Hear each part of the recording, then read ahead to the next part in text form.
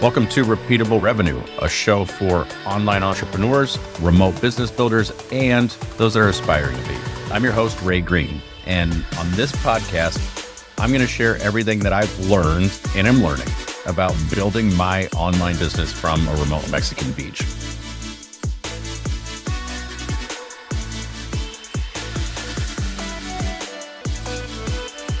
Hey, welcome to the show. And today I'm really excited to introduce Bob Perkins. Bob is a very good friend of mine. He's a mentor and he's been an advisor to me across different companies. He has spent his entire career selling stuff to people. Sometimes that's been political ideas. Sometimes it's been fashion. Sometimes it's been pizza. But the bulk of his career has been creating structures, creating strategies to effectively and efficiently sell stuff to people, and doing that by taking a holistic look at the business and the organizations that he's working with. He's been a senior marketing executive and CMO at household names like Playboy, Pizza Hut, Calvin Klein. He's been a founder and mentor to many startups, and he's been an advisor to several of the most influential people in Washington, D.C. And I'm really excited to bring his ideas, his thought process, and some of his perspectives to you. So without further ado, let's dive in. The bigger priority, like that trade-off is a difficult thing, and people end up getting diluted trying to chase them all, trying to do it all. And just revisiting that, I'm curious, like, why do you think that's so hard for entrepreneurs? We have to let that fire burn in order to focus on the bigger priority. Like that trade-off is a difficult thing, and people end up getting diluted trying to chase them all, trying to do it all. And just revisiting that, I'm curious, like, why do you think that's so hard for entrepreneurs? Peter Drucker said it. I think it's hard for three reasons. Because I love the quote and I use it all the time. I think the first reason is it implies that you're not a super person. Everybody likes to believe, oh, I can do one more thing. I can stay up a little bit later. I can work a little bit longer. I can come in on the weekends, or I can get my people to do it as you get into a bigger organization, which just isn't true. We all have resource allocation. The second thing is, usually in my experience, this looks like a long shot, but if I win a lot.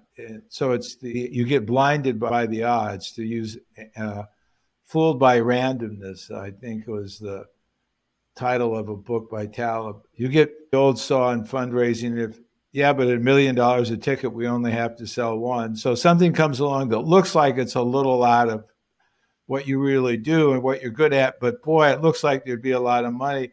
So you sort of, boy, I'll get this, not realizing, hey, the odds are 1 in 10 that I'll get it. And if I chase 5 of the people that I normally get, odds are 1 in 5, I'll get one of them. So it's 2 in 10 versus 1 in 10. I better go after the 2 in 10. But that's a very difficult thing to, the size of the reward is very seductive, to use that word. And the third thing is, we all tend to lowball how difficult things are. I was talking to this client I mentioned earlier, and they said, well, we'll make this change and that'll be easy. And I said, no, that change will take us 2 weeks. And they went, oh no, we'll get it done right away. It took us 2 weeks. It's not because anybody's stupid, not because anybody didn't want to work. It's because it was a tough change. But it's really easy to be seduced by, hey, I can work a little bit harder. There's a big payoff, and it won't be as tough as I think it is. And those three things all make denial more difficult. And it's just as difficult for a big company as it is for a little company, because humans are all suspect to the same 3 errors. You're the CEO of a big company, and when I was at Calvin Klein, we said, hey, let's go chase a license in South Korea. And we said we don't have the time, and long story, we went and chased it and we got it, and it wasn't as much money as we thought. It didn't work out as well as we thought, and it screwed up everything else because we took our eye off the ball. But we suffered from all three of those failures. So it has nothing to do with size. It has everything to do with mental toughness, which, to go back to a characteristic of great CEOs that I've worked with and great people I've worked with, they all are mentally tough. They're not afraid to make tough decisions. And they don't, when things get tough, they don't go, oh my God, this is so outrageous. They just make the decision and stick with it. And in this, I have a vision and I'm going to stick with it. That requires mental toughness. I'm going to do an analysis and learn from it. That's mental toughness. right. And I think in this case, what's interesting is when you're saying, because I relate to like when you list those three, I think about any of the mistakes that I've made in the same vein, they all hit on that. But in this case, mental toughness is not, hey, you know what? I can put in the extra work. I can grind it out. I can hustle harder. I can push. Mental toughness is having the toughness and the discipline to say no to something, like which Yeah, feels absolutely. harder. It's not to fool yourself. Yeah. Mental toughness is not fooling Yeah. yourself. What are some, I I was just going to say, what are, on that same note, like, are there some systems? How do you do it? Like, so we know we've got to let some fires burn. Is there a better way that you know of or that you've seen to quantify the amount of work that's really going to go into it, the real probability of success? How do you do it? I think in a personal, I think the most underrated tool in business is the budget. I think one of the clients I work with is just going through as you might expect, just finishing a budgeting process, and I was very critical of it. We made a lot of changes because the budget should reflect the strategy. It shouldn't be the strategy document. So you really have to sit down and say, hey, you have to get methodical about it. How long will this take? Why do I think that? Is that really a good assumption? And if you put them down on paper and read them the next morning, 95% of the time you ask yourself, you say to yourself, either that makes sense or you go, what was I thinking? As a rule of thumb, we're usually smarter the next day than we are today, because there's nothing like a good night's sleep and a little dinner to knock some common sense back into you. So I think it's a matter of creating budgets, and whether it's one of my clients, we just pitched a piece of business for us, and my partner said, I think we can do it for X. I said, you're wrong. It's going to be 2X.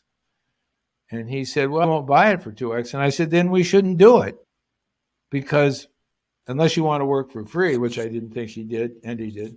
So what? Guess what? We priced it at 2X. We explained to the client why it was expensive, and the client went, hey, that's a good price. You're hired. But most people don't want to there is a reluctance to do the hard work before you do the hard work. In other words, people say, well, I only work 20 hours in this project, but I'm not willing to spend 2 hours figuring out whether it's going to take 15 hours or 30 hours, because nobody's paying you for that. That's the first thing. And secondly, because there's a lot of guesswork in it. But if you do it religiously, you get better over time. In other words, 20 years ago, when I estimated how long it would take me to do a project, I wasn't very good at it. But in 20 years, I've gotten better at it because I've made a lot of mistakes, and I've learned from those mistakes, and I've learned this looks easy, but it's not. This looks hard, but it's not. So I got better at judging those. So I think you really need to have a budget going into a project. And when you get done, you need to say, how did I do? When I'm working on a project, I keep track of my time. And most people go, oh, that's so much work. That's such a pain in the butt. It's not a pain in the butt. There are 42 software programs to help you do it.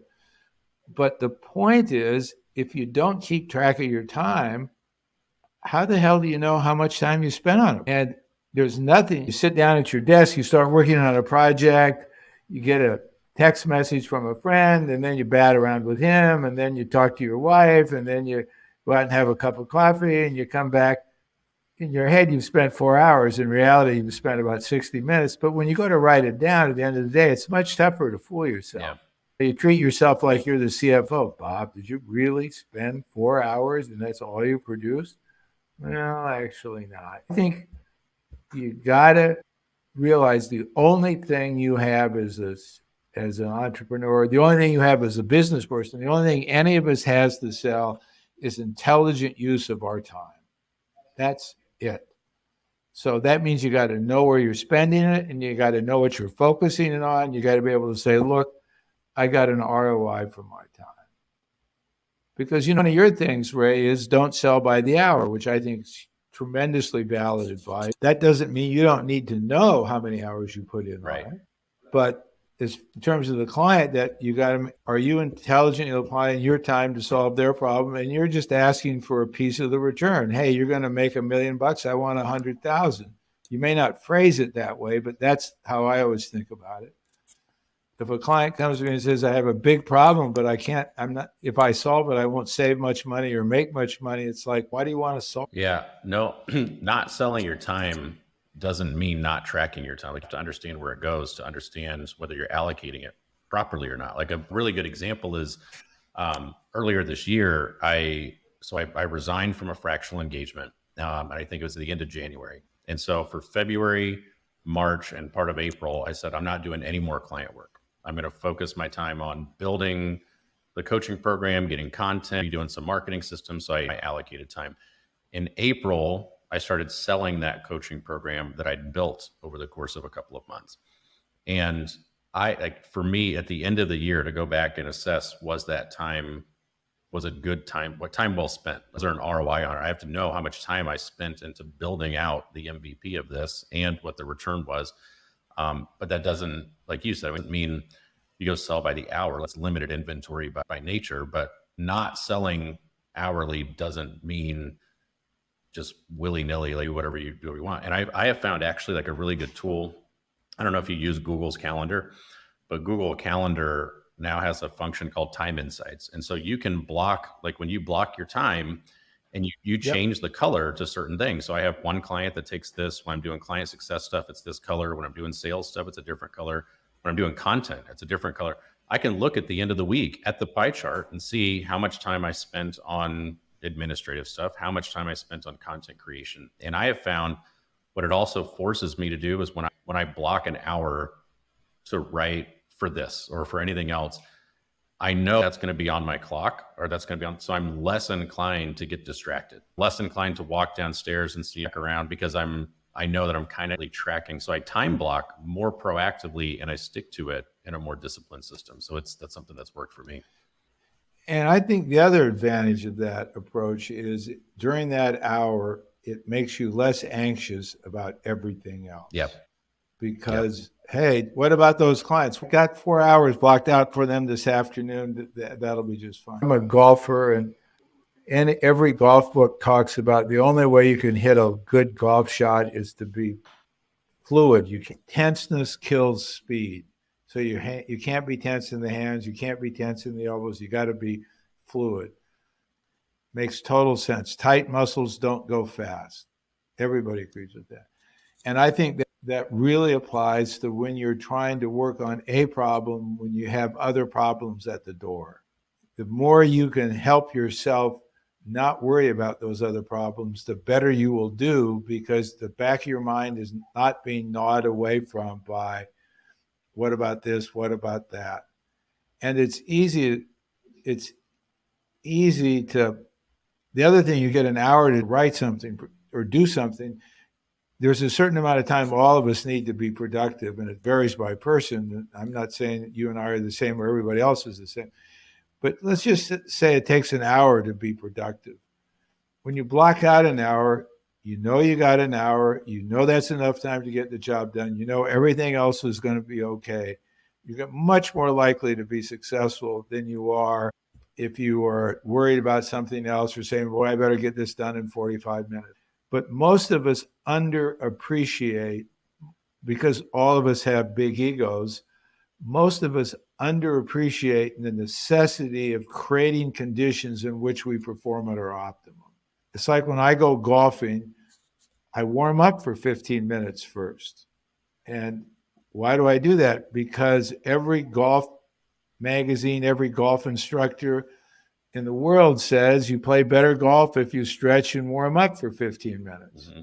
But a lot of people don't really care about my golf game, but I can spend 4 hours on the course, but I can't spend 4 hours and 15 minutes with 15 minutes of warming up. They're just kidding themselves. And it doesn't make any difference because it's a game. And so they lose $20 in a Nassau, not the end of the world. But people underestimate the importance of doing that in their own personal business. And I think blocking time out and keeping track of your time is a way to maximize the probability that when you're doing something, you're as productive as you possibly can. And the other thing, because we're all Pavlovian, if you manage your time and you have a home run, nothing feels better than saying, hey, I just got paid twice what I wanted to be paid per hour because I did this project so well. And nothing spurs you to improve when you say, gee, I just realized I worked for 50% of what I thought was a fair price. So after the fact, it's either a motivator or a reward. So I agree with you completely. Yep. There's and you said this earlier, like about the practice before golfing. You said if you avoid the hard things before the hard things, like that extra time planning and prepping for the hard work, measure twice, cut once type of shit. Yeah. There's a few questions I have for you on, I call them like the gray areas of business, right? Like it's because a lot of what you on LinkedIn or in content, because the nature of the content is marketing, so people are pushing their tactic, they're pushing their approach to something. Cold email is good, or cold email is bad, or cold calling is good, cold calling inbound, outbound. Again, what you see is very absolute, very, hey, this is the way to do it. But that's not real life. That's at least my experience. That's not. I think it's kind of misleading. Like obviously some right and wrong ways to do things, but answers in business aren't necessarily black and white. And so there's some gray areas, and how we navigate in those areas, I think can determine whether we're going to have some big wins or not. And a few questions I had in the gray area, right? Contextual type. Okay. I'll start before I ask one of the questions. If anyone has ever heard me, and most people have, say tactics follow strategy, it's something that like you basically tattooed on my brain a decade ago when we were building some other businesses. Can you give context, like what you mean by that? I know it's kind of self-evident, but where does that stem from? Where does that come from? I'm sure I stole it from somebody, but it actually stemmed from all my time in politics when people would run in my office and say, I have a big idea and here it is. And you realize that mostly people run into your office with tactics. Let's do this. And it's not that they're bad ideas or they're bad people. It's just that you don't have any context to judge them. And go back to earlier, we were talking about dedication and vision and commitment to vision and all that kind of stuff. It requires, once you get a vision, and that requires a strategy. How are you going to implement that vision? And once you get that, then you can start to throw stuff in or out very easily because this helps drive that. This doesn't help drive that. And it gets back to makes denial much easier. Hey, great tactic, doesn't fit my strategy. We're not going to do it. And there's a lot of denial is all about tactic. No, it's all about here's another thing we could do that we're not going to do. So tactics follow strategy is a great way of asking the question, what are you trying to accomplish? And you'd be amazed how many times you ask a business person that question and you get, well, trying to make more money. Okay, how are you trying to make more money? I'm going to sell more stuff. Why? Or in other words, people think of strategy as an ethereal, big picture thing. They don't think of it as something they have to think about every day as they make a series of decisions. Yet that's exactly what it is. It should be the filter through which all decisions are. So I just find it the only way you can manage and run a successful business is to constantly be holding the tactics you're employing up against the strategy to achieve vision. And then if the strategy is not working, you're going to want to change your strategy. Then you may go pick up a tactic that you previously discarded. Cold calling doesn't work for this strategy. It may work very well for that, but you now have a way of judging why is that? What changed? And so I'm just big on, in a funny way, it's simplicity. one of my clients is trying to sell more movie tickets because there's a lot of positive benefit in that. So is the strategy to sell more tickets to people who already come to your theater, or more sell tickets to people who never come to your theater? And everybody goes, both. Why both? What? I mean, in other words, so once you get the group to agree, we'd love to have people that come to our theater buy more tickets, but the truth is they know about us. They know where we are. We got a really high net promoter score. They all understand what we're doing. 50% of them are very familiar. We're going to focus on the people who have never been here. That gives you a whole nother set of tactics that never would have been appropriate if your goal was that, well, we got 400 people come here pretty regularly. Let's just get them all to come one more time and we'll declare victory. So it really forces you to link up what you're trying to accomplish with what you're doing. And I've never had somebody that had a good strategy and then looked at a tactic that didn't drive that strategy and didn't say, we shouldn't consider it. It makes decision making so much easier. Yeah.